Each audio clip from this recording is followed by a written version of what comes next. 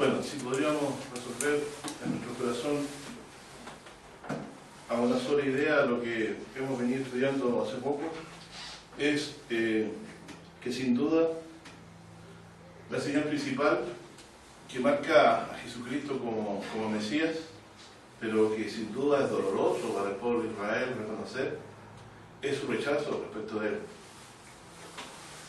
Lo que estudiamos el domingo anterior, yo quisiera que nos pasara como un estudio más dentro de sus conocimientos que ya tienen y que estamos reforzando, en el hecho de que Jesucristo es mencionado como algo desechado de los hombres, despreciado y desechado de los hombres, como dice Isaías 53. Si hay una señal manifiesta en esto, es eso: un Mesías desechado, un Mesías que el pueblo no quería.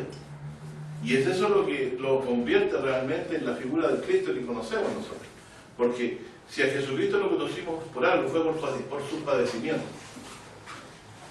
Y no es por compadecerlo tanto a él como persona, lo cual es realmente singular el espíritu que el Señor Jesús tuvo para soportar todo este desechamiento del pueblo, sino que esa misma señal que le era impuesta, él sabía que venía de Dios. El mismo Señor Jesucristo sabía de que iba a ser desechado del pueblo, y él mismo lo anunció, que iba a ser desechado de los escribas y los fariseos y que le iban a crucificar. Entonces la cruz es el fruto del desechamiento de Cristo, es el resultado final de aquello que Dios anunció en la Escritura. O sea, no solamente lo repudiaron en su enseñanza, en sus corazones, sino que también quisieron callar su voz, ¿cierto?, para que no hablara más de estas cosas. Por decirlo así, en el espíritu que hay en Israel de desechar a Jesucristo, hoy día también sigue vigente.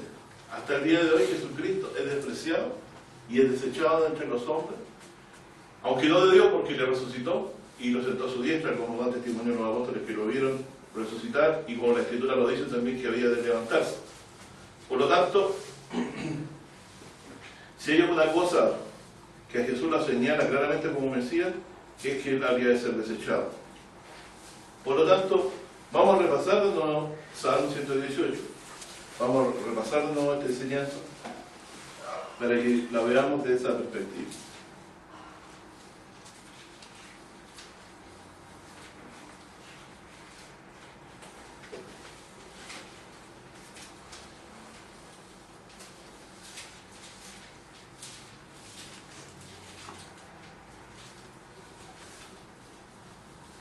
Dice en el Salmo 118, el versículo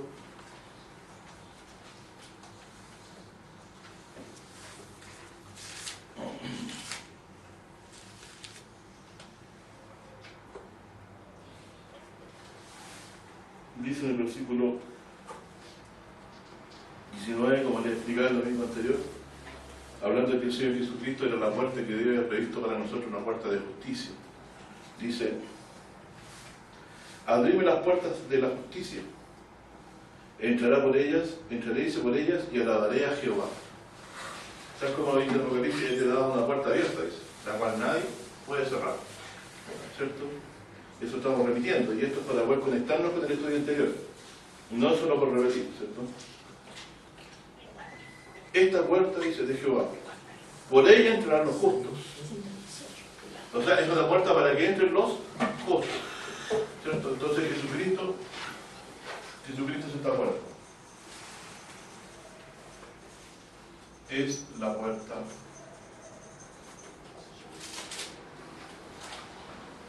La puerta dice para que entren los justos. Pero esta puerta, ¿qué es? ¿Puerta de qué es? De justicia. La justicia misma es una puerta, ¿cierto? ¿Por qué es una puerta? Mientras está cerrada no hay oportunidad de poder pasar a otro lugar que al que se quiere ir. Pero si se abre esta puerta, se abre con justicia. La misma puerta es justicia. Está abierta para los justos. Es decir, ¿estaría cerrada para el quién? ¿No podría entrar por esta puerta el injusto? Miren, lo que Dios... La puerta es de justicia, entonces para que entren los justos, miren la relación. Los justos entran por la puerta de justicia.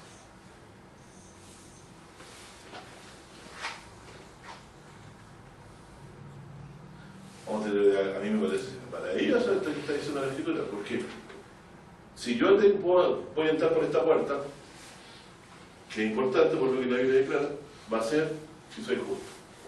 Yo no soy justo, no hay ninguno justo. Pero Dios ha hecho que pasemos por la puerta de justicia. Y esta puerta de justicia ha sido ¿quién? ¿Cierto? ¿Quién la ha abierto para nosotros? Jesucristo. Yo he puesto una puerta abierta, dice Apocalipsis. La cual nadie puede cerrar. ¿Quién la abrió para nosotros? Jesús hizo un camino para nosotros, ¿cierto? Hacia el cielo. Lo dice el libro de Hebreos, lo hemos estudiado muchas veces. ¿Cuál es el camino que nos abrió? Su carne, ¿cierto? Por su cuerpo, ¿cierto? Y el mismo velo del templo era representado el cuerpo de Cristo, fue partido, ¿cierto? Como también fue molido el cuerpo del Señor, como dice el profeta.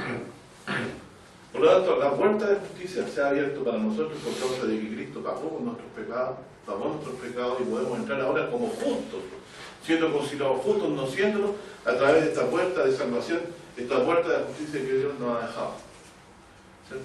Y todo esto a causa de ¿qué?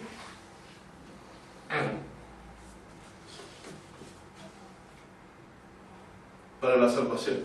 Esta puerta de justicia trae salvación, porque lo que dice a continuación es eso. En el 118-21, a continuación de lo que estábamos comentando, dice: te alabaré, porque me has sido y me fuiste por salvación.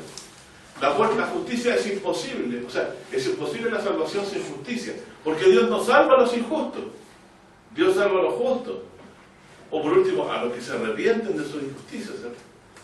A los que vuelven del mal camino y hacen lo que a Dios agrada. De hecho, Abraham dice, Dios, y lo vuelvo a repetir, Dios dijo: yo sé que mandará a sus hijos después de mí que guarden el mandamiento. O sea, a pesar de sus imperfecciones, Abraham era un hombre que seguía la justicia de Dios.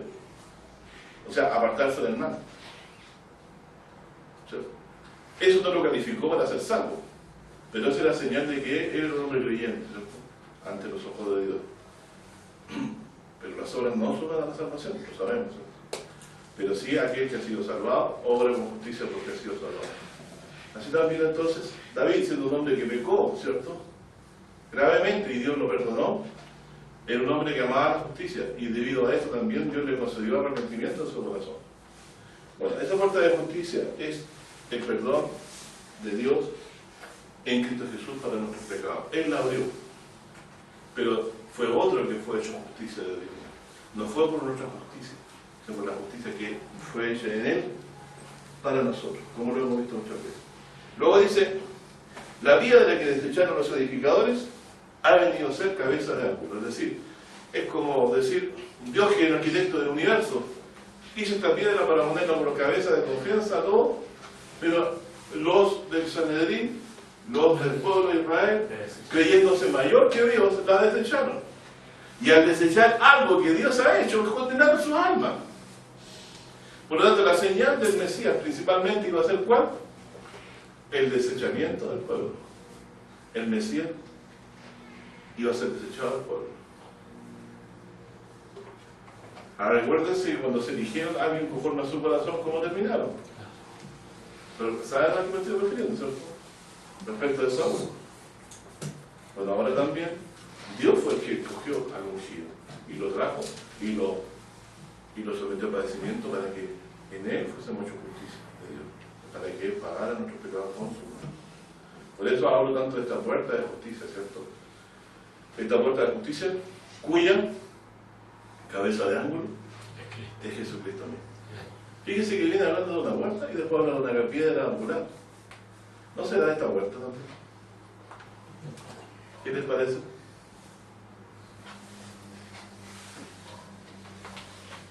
Toda puerta tiene un problema, ¿cierto? Ya sea así o así, ¿cierto? O como usted la quiera mostrar, o así.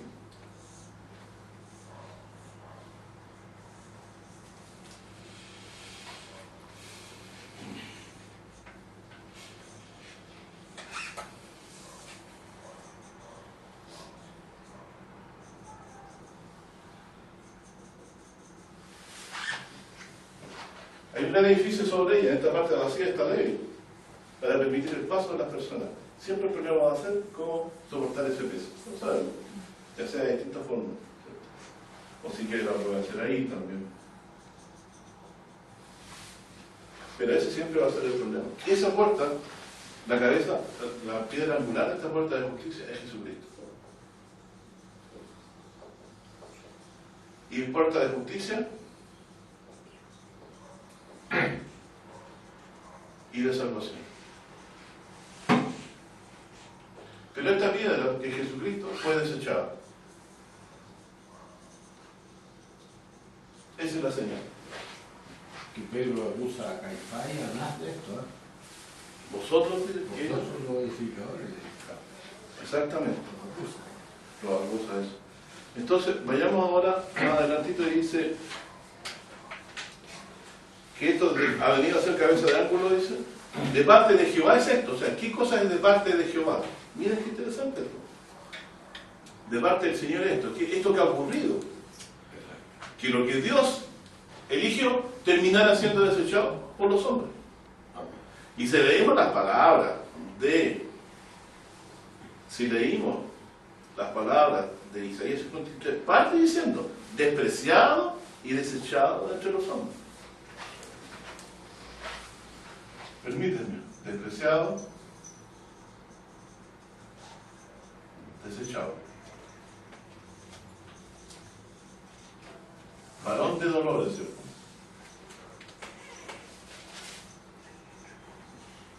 Experimentado el quebranto. Miren todo lo que se dice en el texto referente a eso. Fue menospreciado, no lo estimamos. No, dice como pueblo, no lo estimamos. O sea, las mismas escrituras lo anunciaron. Y es difícil ponerse a favor de alguien que la gente por completo lo desecha, porque la gente comúnmente se sube al carro de la victoria.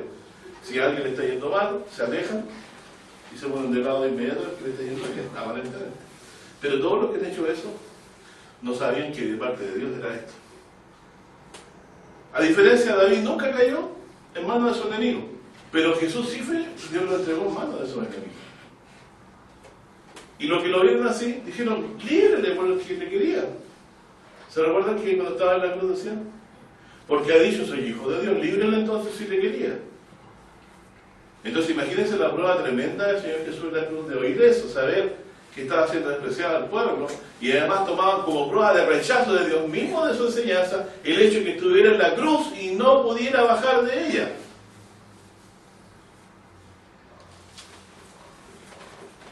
Y la provocación de los que le decían esa frase, ¿cierto? Miren, llama a Elías, veamos si te viene a ayudar, ¿cierto? Bueno, líbrelo entonces, baje de la cruz y creeremos. Y precisamente Jesús sabía que la señal de él como Mesías era que iba a terminar siendo despreciado y entregado a muerte por su propio pueblo. Y él lo sabía. Así Jesús no tomó esto como algo que a la aventura le ocurría, sabía que era la voluntad de él que pusiera su vida por nosotros. Y el mundo no entendía nada de lo que estaba pasando. Nadie sabía lo que estaba ocurriendo delante de sus ojos. ¿Por qué la Biblia dice que los príncipes lo condenaron? Porque los príncipes eran la gente más educada y pobre, de que se espera que tenga un poco más de seso. Ni ellos mismos sabían lo que estaba pasando. ¿Cómo Dios ocultó esta verdad a los ojos de los hombres? En la persona de alguien que les pareció el más vil, Dios estaba manifestando la puerta de salvación para todos nosotros, la puerta de justicia cuya cabeza de ángulo, ¿cierto?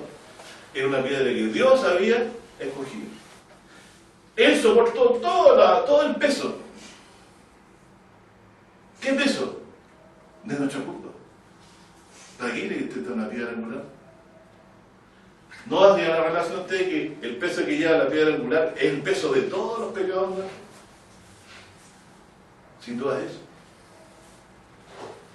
La piedra que los edificadores desecharon había sido puesta cabeza de ángulo. ¿Cómo Dios lo puso por cabeza de ángulo? Porque la gente lo engrandeció.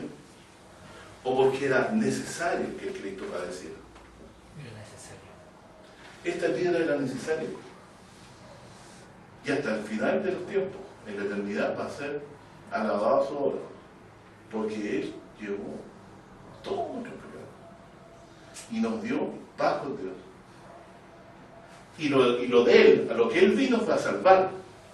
Y para salvar tenía que asumir la culpa nuestra. Por eso que, si no era desechado, no tampoco moría por nosotros. Tenía que soportar Jesús este desechamiento. Porque el trabajo de él era soportar, llevar la carga de todo. ¿No dice eso Isaías 53? Habiendo él llevado el pecado de muchos. Mas Jehová cargó en él. Miren la piedra, el peso. Jacob por cordito también llevaba un peso de culpa, ¿cierto? Mas Jehová cargó en él, en esta piedra angular, el pecado de todos nosotros. ¿Y cuál es la piedra pesada? Esta misma piedra que trae salvación a los creyentes. ¿Qué pasa, mis hermanos? ¿Qué pasaron con los que lo quisieron matar? Dice, vosotros al santo y al justo matasteis. ¿Se recuerda la palabra? ¿Qué le hará el Señor de la viña cuando volviera? Y de hecho Dios mostró esto y probamos que la destrucción de la año 70 se debió a la muerte de Jesucristo, ¿cierto? Cuando Jesús oró sobre la ciudad y dijo, ¿se acuerdan? Te destruirán, te echarán por tierra, dice, por cuanto no conociste el tiempo de tu visitación. Y se refería a esto, bendito el que viene en nombre del Señor, no los visitó Dios mismo, manifestado el Señor Jesucristo. Siendo distinto del Padre, el Señor Jesús, en él había todo potestad. Y lo visitó para la redención. Pero era importante que la señal se llevara a cabo, que él fuera despreciado y para que fuera entregado en manos de un pecador a fin de que muriera por nuestros pecados. Que todo esto estaba dentro del designio de Dios. Por eso, hasta el día de hoy sigue siendo el trance más difícil de la fe del cristiano es llegar a creer que la obra de Cristo es suficiente para salvarnos y de que no hay que hacer nada más. Durante siglos la salvación se enseñó por la Iglesia Católica que era una cooperación de lo que Cristo había hecho en manos nuestro. Y en la iglesia que usted encuentre, lo más difícil es encontrar una persona que crea que solamente la muerte de Cristo trae la paz y el perdón de los pecados y la vida eterna para él. Y que esto es hecho solamente una vez por Cristo y que es suficiente para salvarnos. Suficiente, ¿entiendes lo que quiere decir? Y hoy día los que la piedra dicen que no es suficiente, todavía confían en sus obras y todavía desechan a la piedra que Dios escogió. No dice el apóstol aquí, y también lo dice también David aquí, expresa: te alabaré porque me has oído, dice, y me fuiste por salvación. ¿Por qué? Porque Él es el que puso esta puerta de justicia delante de Él, y el que puso esta piedra angular que fue desechada de los hombres. Y respecto a esta misma piedra, para que se vea claro de que no es una piedra física, de la que estuvo hablando, dice, de parte de Dios es esto: es maravilla en nuestros ojos. ¿Por qué dice que es maravilla en nuestros ojos? ¿Dónde está lo maravilloso ante los ojos de ellos? Dice, este es el día que hizo Jehová, nos gozaremos y alegraremos en él.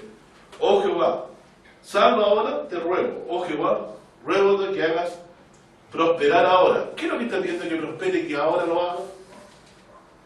Que venga esta piedra. Porque dice, bendito el que viene. ¿Quién es el que viene entonces? Jesús. Estaba pidiendo que alguien viniera, que viniera aquí a traer, a hacer esta piedra angular de esta puerta de justicia para la salvación de nosotros. Por lo tanto, usted puede decir, yo no escupí a Jesucristo. Puede decir que yo voy a la iglesia, escucho su palabra. Pero si usted todavía confía en lo que usted hace para hacer algo, desprecia esta roca que Dios puso de confianza. Sigue siendo parte de los que despreciaron al Señor Jesús el día que fue crucificado. Pablo dice, si por la ley fuera la justicia, por demás por Cristo. Y eso entra del desprecio y del desechamiento. Por eso, no veamos el despreciamiento y el desechamiento de Cristo como algo solamente que fue en el pasado, sino algo que hasta el día de hoy el mundo entero hace respecto de Cristo, al no creer en Él, ni confiar en esta puerta de salvación que Dios ha dado. Y de hecho, los que desecharon esta piedra angular siguen siendo todos los hombres. que no creen en Él. Gracias a Dios porque nosotros hemos creído por su misericordia, porque también estábamos en tinieblas en nuestro tiempo. Pero Dios nos ha abierto los ojos. Bueno, entonces, queda claro por las palabras de Jesucristo, ¿cierto?, que el juicio vino sobre el pueblo de Israel por desechar al Cristo, por mano de los romanos. Entonces, ¿por qué también viene el fin del mundo? Igual. Por el mismo evento. Porque el mundo entero se ha unido a esto. ¿Contra qué se congregan en Armagedón las naciones? ¿Contra quién en particular? Yo sé que contra quién según dice Apocalipsis 19, El que está montado en el caballo. dice, ellos pelearán contra el Cordero y el Cordero los vencerá. Dice, se reunieron en el lugar llamado Armagedón, ¿para qué? Para la batalla del grande y del Dios poderoso. ¿Y quién viene en el nuevo del cielo en ese momento para reinar? El Cristo. Y el Señor, ahora, el cuento es más claro y detallado. Después de haberlo matado para quedarse con la heredad, destruyeron la obra del malvado, y ahora él viene a hacer el juicio de las naciones por el mismo Hijo, aquí en el mundo, da presión. Por lo tanto, nuestra recomendación es desechar al Hijo. Es rehusar a la piedra de confianza que Dios nos ha dado. Es despreciar la redención. En esencia, eso hace cada iglesia todos los días cuando nos exalta a Cristo en sus predicaciones y lo pone por único motivo de confianza para la salvación. El gran negocio de la religión hoy es hacer que la institución es la que obra para mi salvación alguna cosa. Sepan que la salvación ya está hecha desde el principio. Desde el día que el Señor Jesús expiró en la cruz, la salvación está consumada. Es piedra de confianza. Si yo digo la piedra reprobada de los hombres hecha cabeza de ángulo, puedo usar una Biblia y digo, ya sí, es Jesucristo, perfecto, qué maravilla. Pero ahora están viendo un poco lo que significa el asunto. Es despreciar a Jesús también, no confiar en que su obra es suficiente para salvar. Tampoco yo como cabeza de ángulo, o estoy siendo parte de los que lo desprecian todavía. Mira, si Jesús hizo grandes cosas por mí, pero yo también voy a hacer mi parte. Y la Biblia dice, no hay ninguno malo, de ninguno que mal bien, de ninguno justo. Y ahí está hablando en general la ley de todas las personas. Desde el más alto de los hombres hasta el más impío de los hombres, ¿cierto? Y Pablo dice que todo lo que le dice para que todo boca se tape, o sea, nadie tiene excusa. Y todo el mundo queda bajo el juicio del Señor. Por lo tanto, hacer a Jesucristo, obedecer esta voz que dice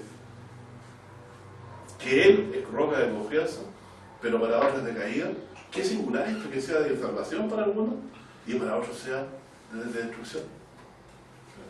Despreciar a Dios es algo que no se puede hacer. Es un pecado gravísimo. ¿Cierto? Una cosa es que yo en mi inseguridad no crea, ¿cierto?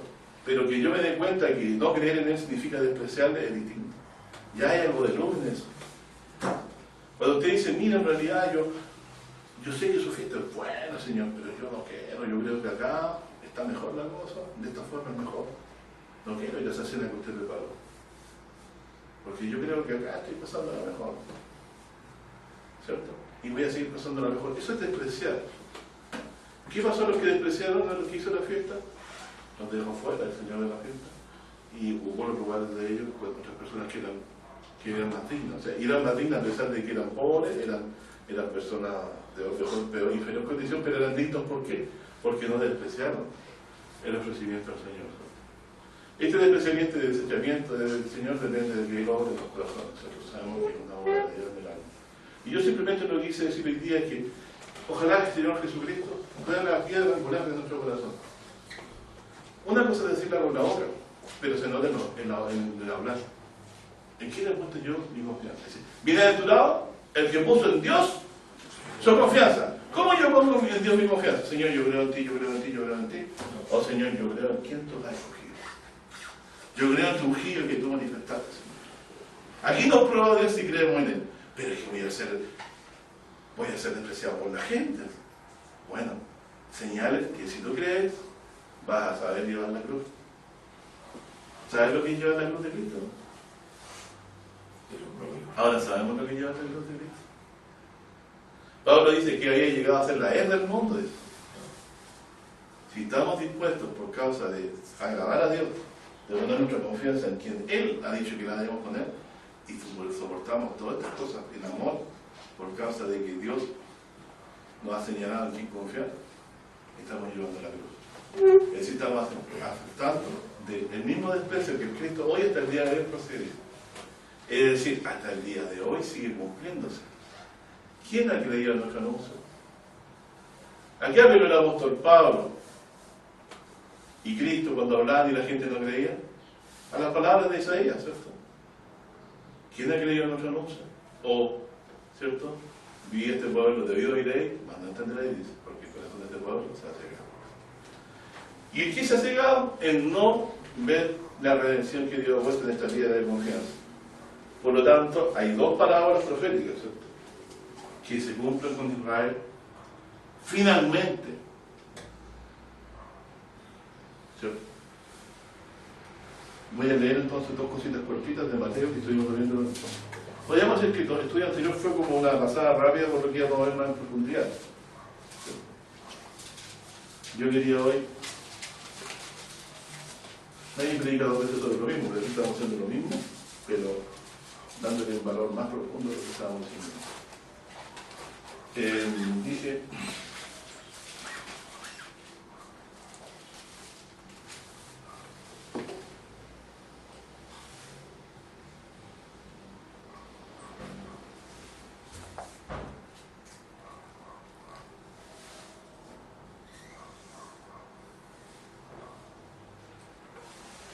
en Mateo 21,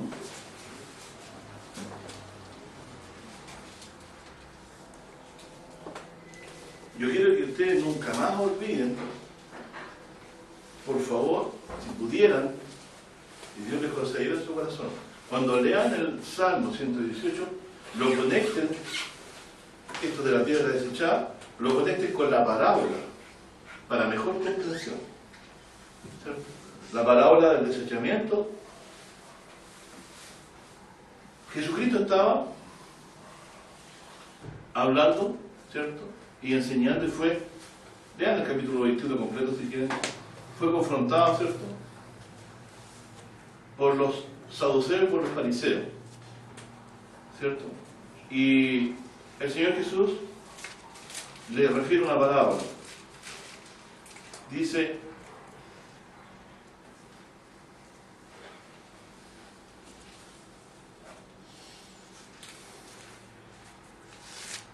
en el versículo 28 empieza la parábola, Mateo 21, 28, dice, ¿mas qué os parece? Un hombre tenía dos hijos, y llegando el primero, le dijo, hoy voy a trabajar a mi viña. ¿Cierto? Sabemos la respuesta, ¿cierto?, de que el que dijo que no iba a ir después fue arrepentido, ¿cierto? Y dice, y Jesús pregunta, ¿cuál de los dos hizo la voluntad de su padre? Dicen ellos, el primero. Dice Jesús, de cierto os digo, que los publicanos y las rameras os van delante del reino de Dios. ¿Qué le está diciendo? Que los más pecadores que han oído son los que están más cercanos al reino de Dios. ¿Por qué? A pesar de que estaban dispuestos a no hacer la voluntad de Dios, finalmente lo hicieron. Se arrepintieron, arrepentidos fueron. O sea, y esto fue por la predicación de Juan, como también posteriormente por la del Señor Jesucristo, ¿cierto? Es decir, no desecharon a Dios, no desecharon el mensaje de Dios, ¿cierto? Dice el verso 32, dice, porque vino a vosotros Juan en camino de justicia y no le creísteis. Y los publicanos y las rameras le creyeron, y vosotros, viendo esto, no os arrepentisteis después para creer. ¿Por qué le llamaban, por qué dice que vino en camino de justicia a Juan? Porque no le podían reprochar nada. Oíd otra parábola. Fue un hombre, padre de familia, el cual plantó una viña, la cercó de vallado, cavó en el lugar, edificó una torre, la dio renta a los labradores y se partió lejos. Y cuando se acercó el tiempo de los frutos, envió a sus siervos a los labradores para que recibiesen sus frutos. Mas los labradores, tomando a los siervos, a los hirieron, a los mataron y a los apedrearon. Sabemos que esto es lo que dice el Crónica, ¿cierto?, que mataban a los profetas de Dios. Envió de nuevo a otros siervos más que los primeros e hicieron con ellos de la misma manera. A la postre les envió a su hijo, diciendo, tendrá respeto de mi hijo. Mas los labradores, viendo al hijo, dijeron entre sí, este es el heredero, venid, matémosle y tomemos su heredad. Y tomemos su heredad. ¿Qué les parece eso que Jesús dijo? Reflexionemos un poco sobre eso.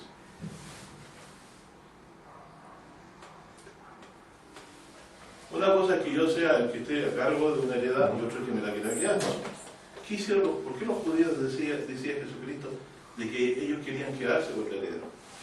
Porque al final, si viene quien es dueño de la casa, yo no puedo desecharlo.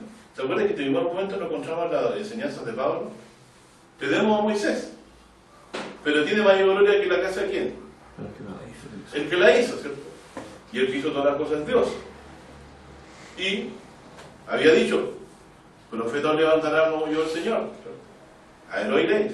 Cuando Dios también aquí, ¿cierto?, está diciendo de que ellos, en vez de dar la honra que hizo la casa, de quien era dueño de la heredad, quisieron quedarse con ella, en forma fraudulenta. Y dice, y tomando le echaron fuera de la viña y le mataron.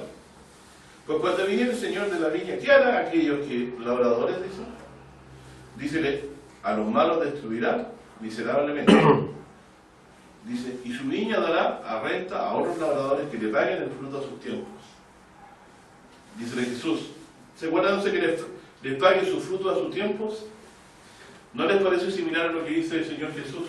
Pagará a cada uno según su obra. ¿Cierto?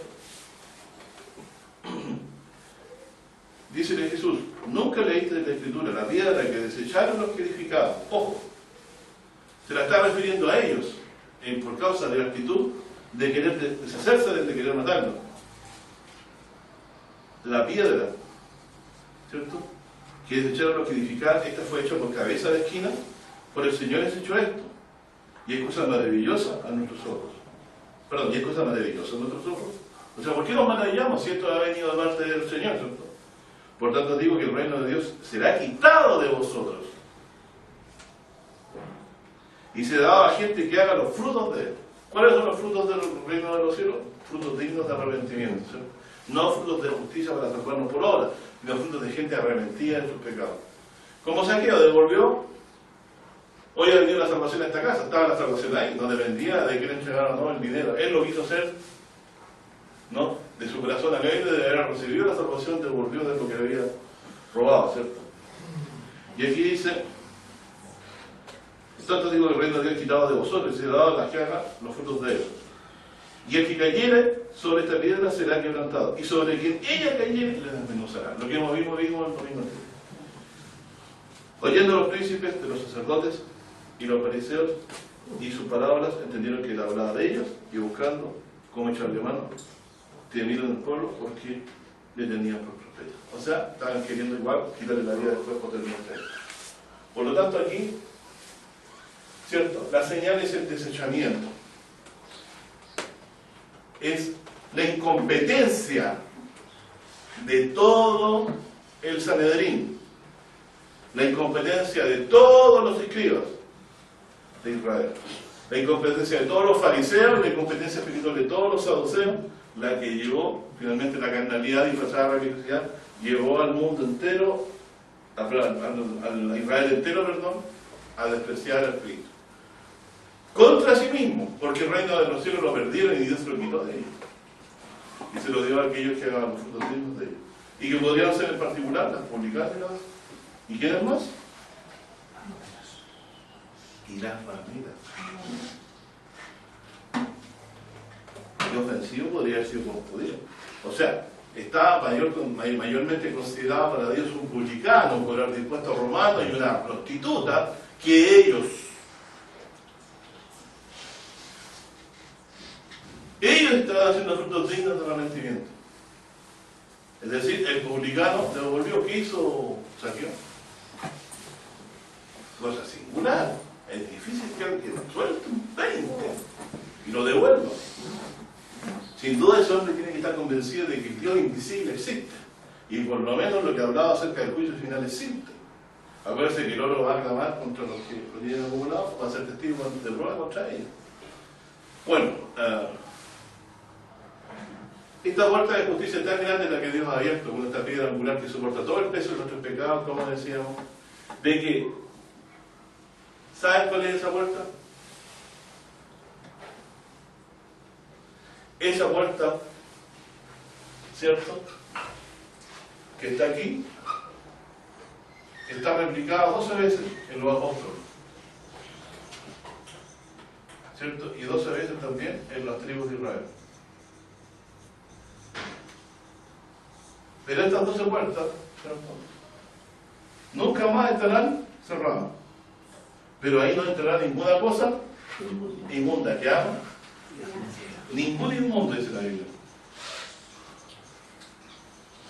Entonces aquí una persona que cree que todavía existe la diferencia de alimento y que, y que Jesucristo no hizo limpio toda la vida y dirá, bueno, que todavía come cosas inmundas, ¿no? No, aquí la inmundicia de la que Dios habla, no la inmundicia de lo que como o lo que no como.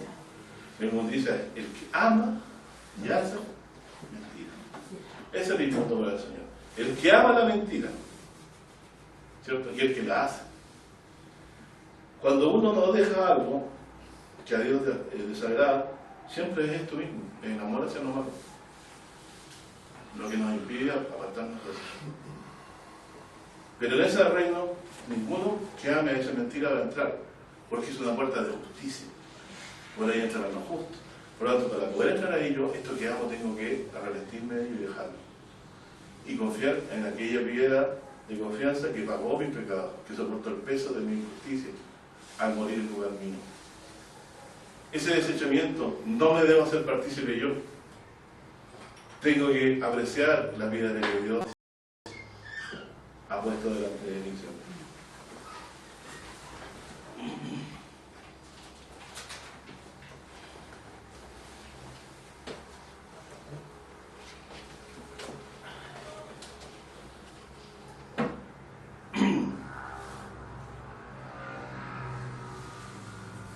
Y ustedes saben lo que leímos en Lucas 19:44, ¿cierto? No conociste el tiempo de tu visitación. Esta puerta entonces se cerró para ellos, porque no. Lucas 19:44, ¿cierto?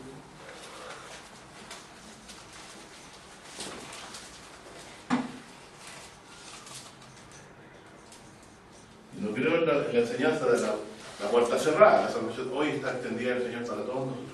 Pero cuando la cerramos para nosotros es cuando desechamos al Hijo. Por eso dice, el reino de los cielos será quitado de vosotros. ¿Por qué? Porque desecharon al Hijo. Desecharon la única puerta de salvación que Dios había abierto delante de ellos. Que les vino como consecuencia la destrucción de nuestros romanos. O sea, imagínense la importancia. Dios juzgó entonces a su nación por el Evangelio de Cristo. Y fiel a lo que Jesús declaró a José, a Nicodemo, perdón, le dijo, el que en él cree no es condenado, pero el que en él cree ya es condenado. No necesitó el Señor Jesús una eternidad para saber cuál era el fin de aquellos que le habían desechado. Estaba claro, cuando ellos rechazaron a Jesucristo, el reino de los cielos fue quitado de ellos. Y fue dado a aquellos que hicieron los frutos dignos, que somos, por gracia del Señor, los gentiles que hemos creído en él. Por lo tanto, vino el juicio en el año 70 asolador del santuario. Dios quitó el santuario de Israel, quitó el sacerdote, quitó el sacrificio, quitó la ofrenda, y porque con un solo sacrificio hizo que esta piedra angular trajera el perdón de pecado a todos los hombres. Dice la Escritura, Jehová cargó en él el pecado de todos los hombres.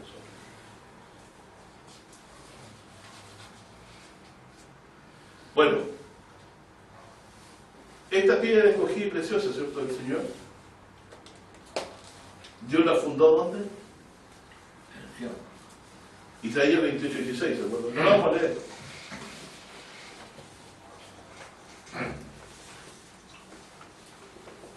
Estamos repasando. ¿Dónde está nuestro Señor Jesucristo? En la casa de mi Padre, muchas moradas hay, voy pues a preparar el lugar para vosotros. ¿Cuál es la casa del Padre?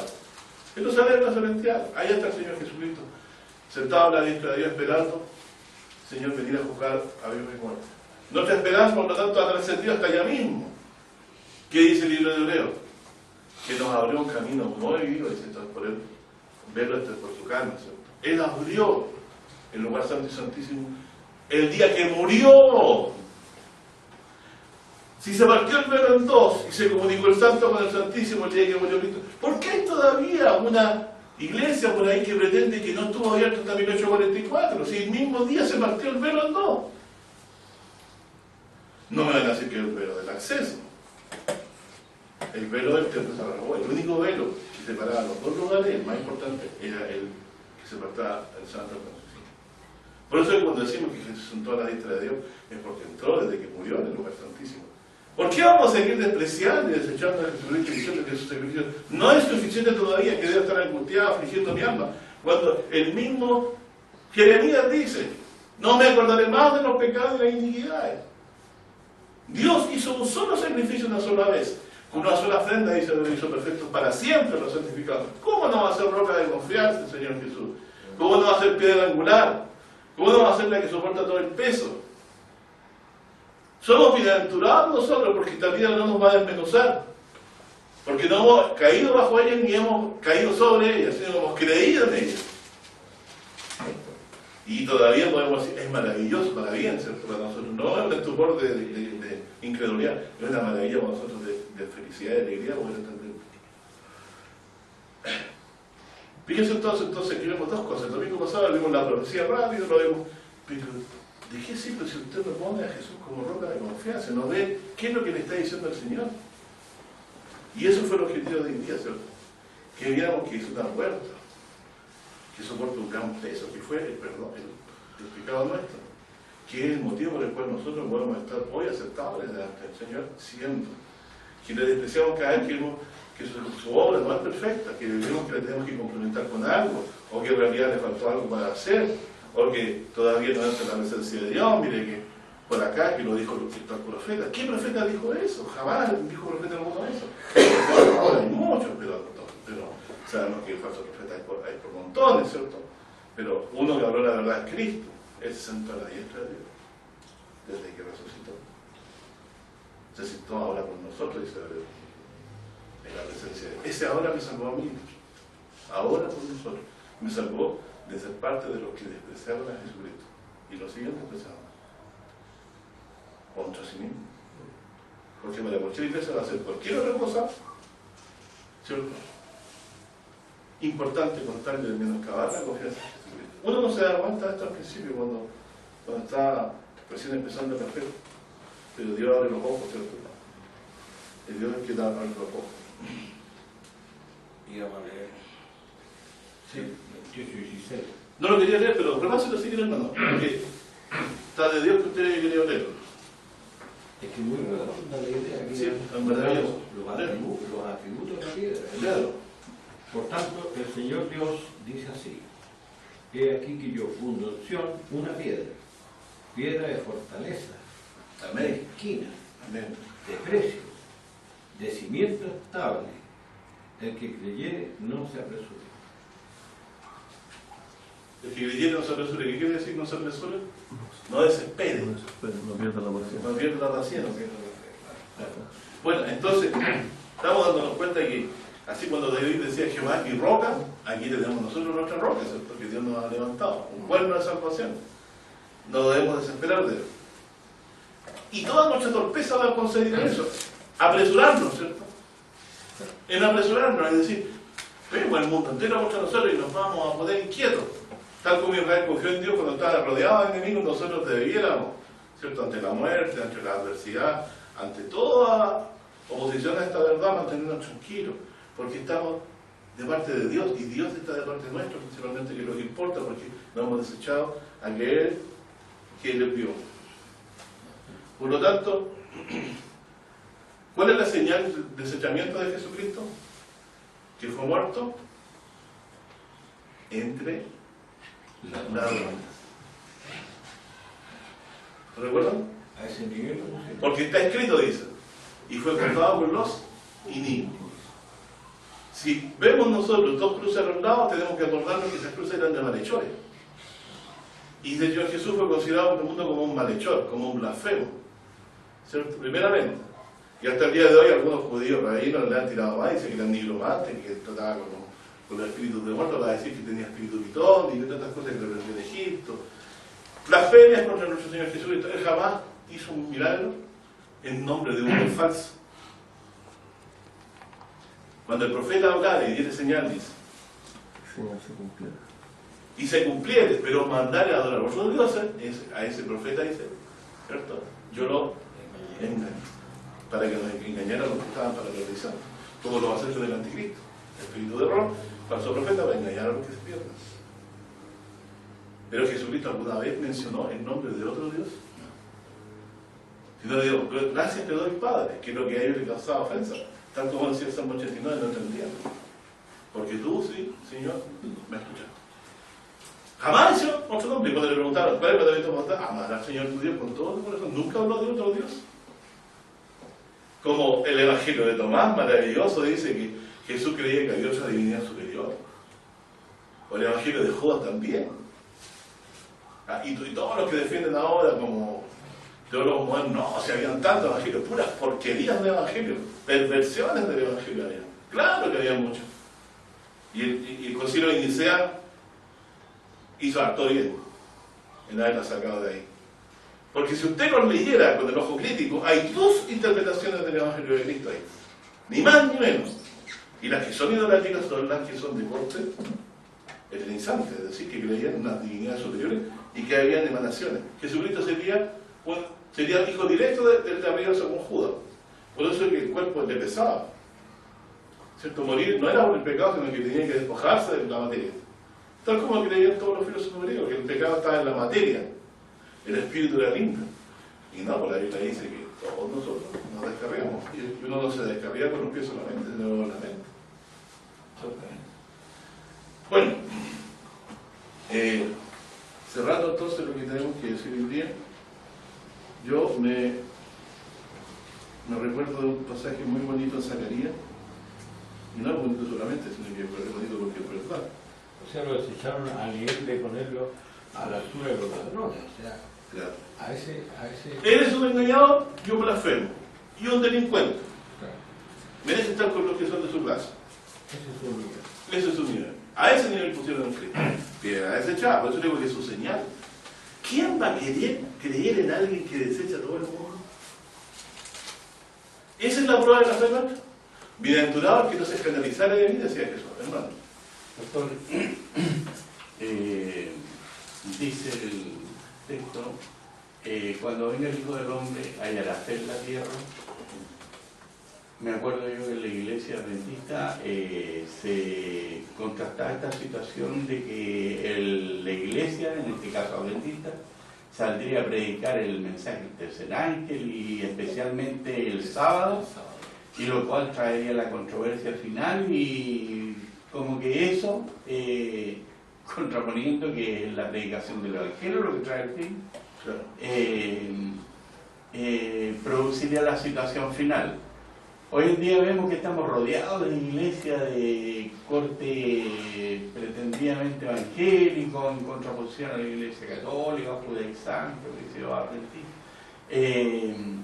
Sin embargo, a pesar de toda la religiosidad que hay hoy en día, se está cumpliendo el hecho de que cada vez la gente está más incrédula. Hay aberraciones que hasta a través de la televisión, el otro día uno de los famosos humoristas,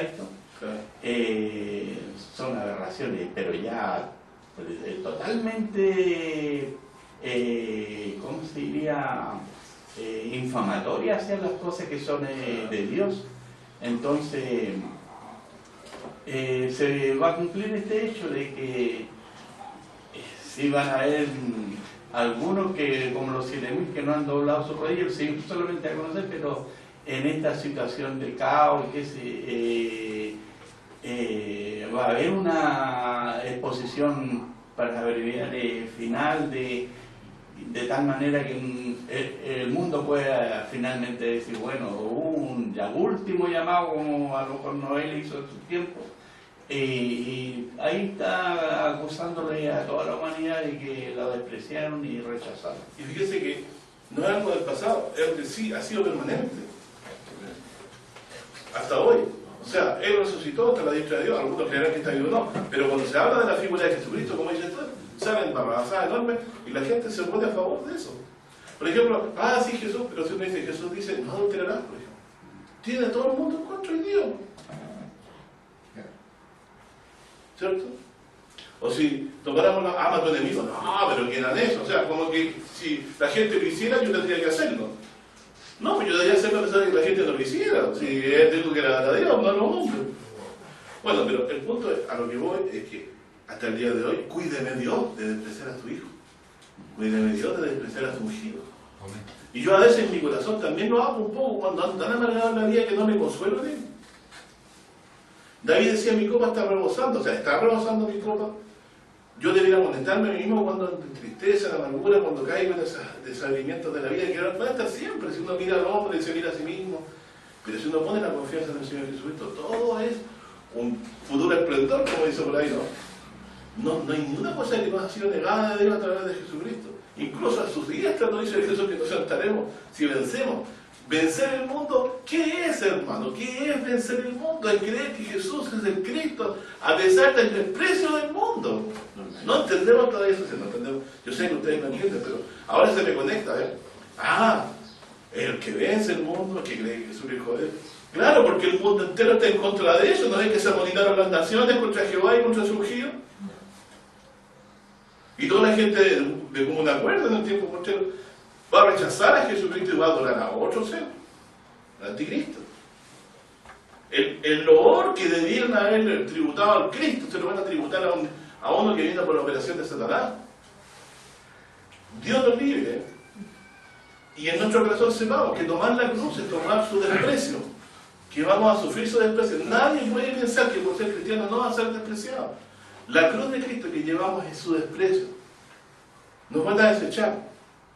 Acuérdense que están en la misma casa, están el Padre contra la Madre, Jesús lo dijo. Y los enemigos del hombre serán los de su propia casa. Si usted no tiene ese caso, Dios le ha bendecido no tener ese conflicto en la casa. Pero en la mayoría de los casos está ese conflicto. Que alguien quiere servir a Dios y el otro le pone trabas. O lo conculca, lo complica. Pero Dios nos ha dicho, como dice Zacarías 10, lo siguiente.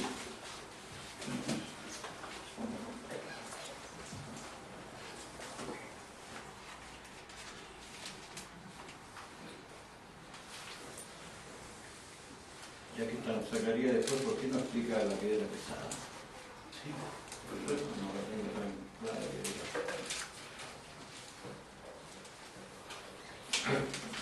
Capítulo 10. 1. Pedid a Jehová lluvia en la sazón tardía. ¿Sabes lo que es la sazón? La sazón es en el momento apropiado, ¿cierto? Tardío. Jehová hará relámpagos, os dará lluvia abundante y hierba del campo a cada uno. ¿Saben ustedes que eso es fruto de la justicia? Porque cuando no había justicia, Dios impedía estas cosas. Y dice, porque las imágenes han hablado vanidad, ¿cierto? Y los adivinos han visto mentira, como la que vio Saúl, ¿cierto? Incluso él murió por consultar a un adivino, dice la Biblia. Y han hablado sueños vanos, en vano consuelan, por lo cual se fueron ellos como ovejas, fueron humillados porque no tuvieron pastor. Habían desechado a Dios y habían desechado a su ungido. Y dice, contra los pastores se ha encendido mi enojo. Recuerden de los tiempos del Cristo, ¿quiénes son los que se le pusieron tenazmente? Fue el Sanedrín, los sacerdotes, ¿cierto? Y los escribas, que eran los que dirigían el pueblo, y los príncipes, ¿cierto? Que eran los hijos de los personajes importantes, ¿cierto? Contra los pastores se ha encendido mi enojo, y castigaré los machos de cabrío. ¿Quiénes serían los machos de cabrío entonces? Los pastores, los principales. ¿Saben lo que hace el macho de cabrío? El que tiene más fuerza, y que Dios lo bendijo con fuerza, en vez de usar la parte de los demás, empuja y saca y toma ventaja del otro. Mas Jehová de los ejércitos visitará su rebaño. Bendito el que viene en nombre del Señor. Salmo 118, conectado con Zacarías 10. Cuando dice visitará, nos recordemos, no conociste el tiempo de tu visitación. Lucas 19:44. ¿Cómo lo visitará? ¿Visitará su rebaño? Mire, fíjense, y aquí dice que visita a una tribu específica. Dice, visitará su rebaño. la casa de Judá, y tornarálos como su caballo de honor en la guerra. Las mujeres saben, en las películas de Disney, los príncipes, ¿en qué tipo de caballo aparecen? ¿De qué color es el caballo? Blanco. ¿El más hermoso de todos los caballos? Es blanco. ¿Cierto? Lo presentan ahí, ¿cierto? Pero el caballo de honor, el que va adelante en la batalla, ¿cierto? Tomará a Judá como caballo de honor, o sea, el que tomará la delantera en la batalla del Señor. Como el primer caballo de Apocalipsis. Y dice, visitará su rebaño, la casa de Judá, y tornarálos como su caballo de honor en la guerra. De él saldrá el ángulo. Piedra angular, Salmo 118, ¿cierto? Entonces aquí tenemos claramente Salmo 118, ¿cierto? Conectado con Zacarías 10. Piedra angular. Coma, o el ángulo. ¿Por qué dice que él saldrá de Judá? ¿Sí? De Judá saldrá. Porque va a visitar a Judá, ¿cierto? Dice, de Judá y tornarán como un caballo de honor en la guerra, y eso es algo bueno. O sea, va a ser el primero, el de honor en la guerra, y de él saldrá el ángulo, y de él la clavija. ¿Por qué la clavija? ¿Saben lo que es la clavija? ¿Pero por qué es la clavija? Hay un mayordomo del antiguo tiempo, lo vamos a estudiar después, donde dice Dios que era honesto y Dios lo puso como clavija en la pared y toda la responsabilidad de la casa de David la puso sobre él. Él administraba todos los bienes y fue sacado de esa labor Seba, un mayordomo injusto. Jesús es mayordomo sobre la casa del Señor. ¿De su administración depende nuestra felicidad? Sí. Él ha sido buen mayordomo. Dios ha puesto en él toda la confianza. Por eso dice la clavija. De él saldrá entonces el ángulo, o la piedra angular, la clavija, y fíjense, Apocalipsis, el caballo blanco, y el arco de guerra. Es por eso que el caballo blanco sale con un arco de guerra. ¿Cierto? Entonces Dios, cuando muestra el caballo de blanco, es Dios que sale a vencer a su enemigo por medio de quién? Del que escogió de entre Judá para que fuera, ¿no?, el ángulo y la clavija, la confianza nuestra. Por lo tanto, ¿cierto? Dice, de él saldrá el ángulo, de él la clavija, de él el arco de guerra, de él también todo apremiador, o sea, toda persona que envista al enemigo. Aquí entonces, por esto la Escritura muestra a Jesucristo como en las nubes del cielo, en Apocalipsis 19, como alguien que viene en un caballo blanco, con un caballo de honor, ¿cierto? Un caballo de guerra. En él entonces, cuando lo veamos venir en gloria, se van a cumplir todas nuestras expectativas y van a tener justificación todos nuestros padecimientos. Porque sabemos que, ¿cierto?, si padecemos va a ser por causa del Señor Jesucristo. Así que, mi hermano, yo lo dejo hasta aquí. Usted tenía que explicar lo de la piedra pesada. Sí. Bueno, la Biblia dice claramente aquí, ¿cierto?, que es una piedra natural, que Dios la puso en Sion. Esa es la enseñanza. ¿Dónde puso Dios la piedra? En según Isaías 28, ¿era cierto? Piedra en Sion. Acá dice Jerusalén, por piedra pesada. Claro. Y puso Jerusalén, que es también Sion, como piedra pesada. A todos los pueblos. Ya, yo hago una pregunta. Si yo saco a Jesucristo de ahí, ¿tiene alguna significación? ¿Por qué fue significante la creación? Porque fue la ciudad que David habitó, y Dios a causa del deseo de David de construir el templo, Dios también la deseó. Por lo tanto, Sion está relacionada con el ungido. Salmo dice, yo he puesto mi rey sobre Sion, monte de mi santidad. ¿Dónde está la nación que va a estar acá en la tierra algún día? En los cielos. Pero las naciones se han amotinado contra esto, dice la Biblia. ¿Por qué se han amotinado? Porque se les ha sido predicado el Evangelio. ¿Y qué dice la Escritura? ¿Quién ha creído en nuestro anuncio? ¿Quién ha creído? ¿Quién se ha manifestado el brazo de Se Jehová? califica como pesada. Porque Él va a hacer juicio sobre todos los que no creyeron en el Evangelio. El que está en Sion va a hacer juicio contra todos los que no creyeron en Cristo. Y va a hacer juicio contra todos los que derramaron la sangre justa de haber hasta Zacarías, y va a hacer juicio contra todas las naciones que castigaron a Israel. Y todos los que se le arrancan, los que ataquen. Todas las que la ataquen y todos los que la han atacado antes. Acuérdense de Gog y Magog. Dice que cuando ellos vayan a atacar y piensen que va a estar en una ciudad desguarnecida, Dios va a descender y le va a mandar fuego del cielo. Tal como dice Apocalipsis. Así que de Israel va a venir el fin a todo el mundo. De Judá en particular. ¿Cierto? Y Dios se ha gloriado en Israel. Y con esto terminamos. Isaías 49:1, lo dejamos abierto para la próxima reunión.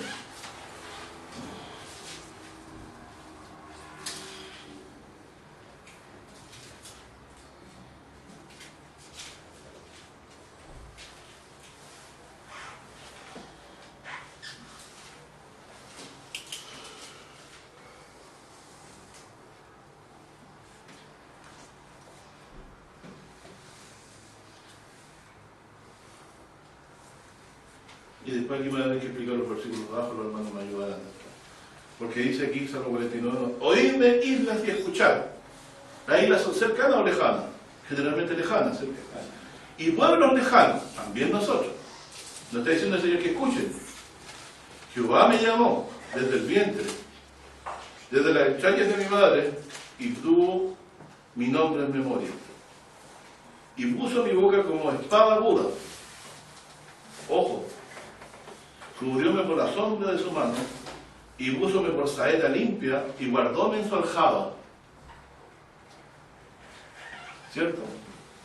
¿Y de quién está diciendo eso? Y díjome, mi siervo eres, oh Israel, y en ti me gloriaré. Eso lo dejamos hasta ahí. Guárdenlo. Tarea, lean el 49 completo, si les gusta. Para que entendamos más. ¿Por qué Dios se glorió en Israel? ¿Saben? Que Dios se glorió también en Faraón. Para esto mismo te levantado, dice, para mostrar en ti mi potencia. Y también Dios se glorió en Israel. Eso hay que saber, explicarlo y entenderlo.